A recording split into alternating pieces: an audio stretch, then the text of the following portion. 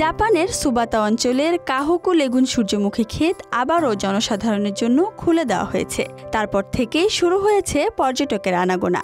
গ্রীষ্মের কাঠফাটা রোদের ঝলকানিতে সূর্যমুখী ক্ষেতগুলো দেখতে সোনালী গোলক ধাতার মতো লাগে, যা বহু দর্শনার্থীকে আকৃষ্ট করছে। শুক্রবার ধারণ করা একটি ভিডিও ফুটেজে দেখা যায় প্রায় 5.6 একর জুড়ে বিস্তৃত সূর্যমুখী ক্ষেতের মধ্য দিয়ে দর্শনার্থীরা হাঁটছেন, কেউ কেউ ছবি তুলছেন এবং মনোমুগ্ধকর প্রাকৃতিক দৃশ্য উপভোগ করছেন। এতে চাষিরাও খুব খুশি, কারণ তারা লাভবান হচ্ছেন দুদিক থেকেই। সূর্যমুখীর বাম্পার ফলনেও খুশি তারা। দর্শনার্থীরা বলছেন গ্রামটি খোলার মাত্র 3 দিন হয়েছে, তাই ফুলগুলো একদম তাজা ও নিখুঁত। আবহাওয়াও বেশ সুন্দর।